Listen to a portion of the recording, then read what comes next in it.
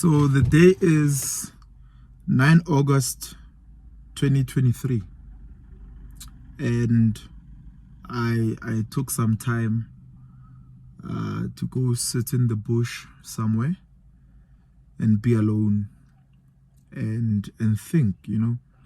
I usually have a whole lot of people around me. When traveling, I obviously have people that I work with, people that I do business with. And most of the time, when I go to a certain space, there'll be someone wanting to greet, have a conversation, take a photo, so on and so forth. But the reason why I took time to be alone today, I got reminded that on this day, 9 years ago in 2014, I was driving to, not I, but I was in a taxi. And we were going to Limpopo for a wedding. So we had hired out a taxi with these men from church. And as usual, in that taxi, I was one of the guys who were very talkative. I was roasting everybody. It was fun. We were laughing. We were in a jolly mood. It was a jolly morning, right? And on our way to Limpopo, I got a call. Can you imagine? You're in a space where everybody's happy, everybody's jolly. We're going to a wedding. I get a call and I'm told that my mother has passed on.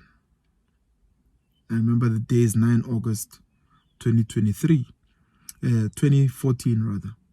The day in which we celebrate women for who they've been in society, for being anchors in society, for raising us, for raising our children.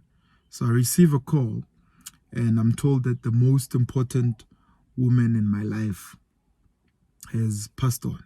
Remember, this is a woman that basically taught me everything as a single mother. I saw her sacrifice, even after she had her first stroke in 2008.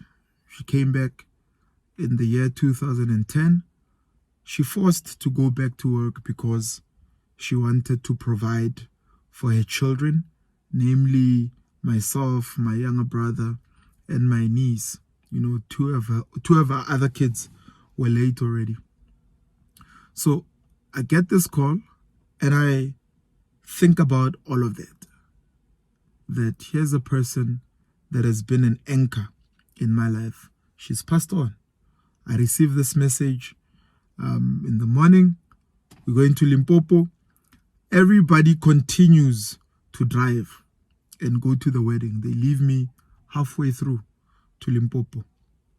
They leave me at a filling station. Those of you who know the N1 to Limpopo in South Africa, you know where Kranskop is. And at that moment, I had time to be alone. Can you imagine? You're in a space where you are with everyone, you are with people, you're constantly laughing, constantly doing stuff. And then immediately you find yourself alone. And at that moment, I didn't understand why not even a single person said, it's fine, guys, you can proceed to the wedding. I'll stay with witness. Not even one person. I stayed there alone, waited for one childhood friend of mine, Tumi, that I called and said, listen, can you take my car and come pick me up 2 hours away from home, halfway to Limpopo? And I sat there and I cried. I cried because I had lost my anchor. I had lost my mother. I had lost the woman who taught me everything that I know and invested everything that she knew into making me the person that I was and the person that I am today. So someone might say, what is the relevance of what I'm saying now?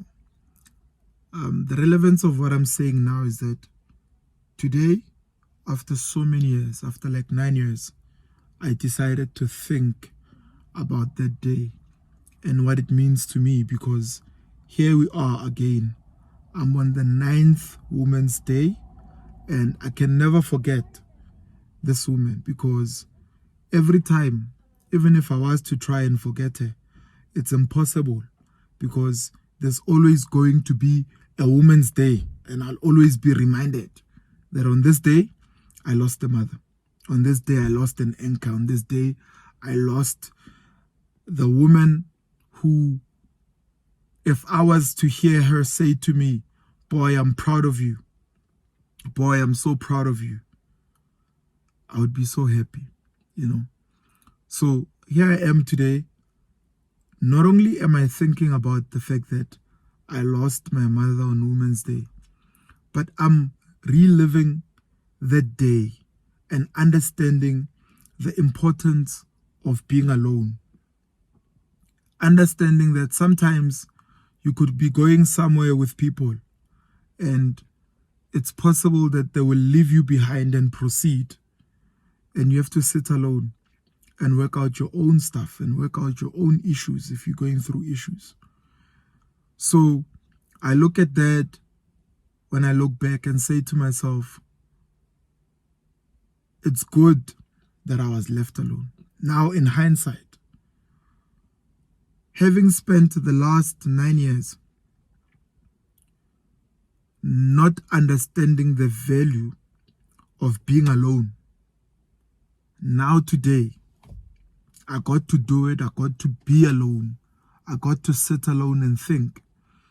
Think about my life. Think about my business. Think about my journey.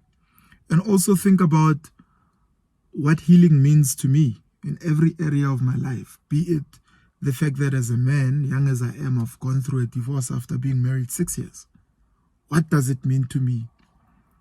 What does working on myself mean to me? Not to society, but to me. So being alone taught me all of that. And I'm realizing the value of it today. That for the first time, 9 years later, I was able to sit alone and think. I didn't get caught up in activities. I made time to sit and think. And now I can say with clarity and surety that I value time alone. I value the thinking that goes into spending time by yourself. You know, it's one thing I wish I had started very early. I'm always busy. If I'm not with my family, my daughter, I'm working. And my work involves being with people all the time. If I'm alone, even if I'm at the office, I'm working, I'm on the phone, I'm talking to people. But now I'm getting to learn and understand the value of just sitting and being alone. And it took me remembering losing my mother on that day to understand what it means to have time alone. And using the power of taking time alone and converting it into productive thought. But first, decluttering, letting go of anger, bitterness, envy, to focus on what's important. All right. Cheers, guys.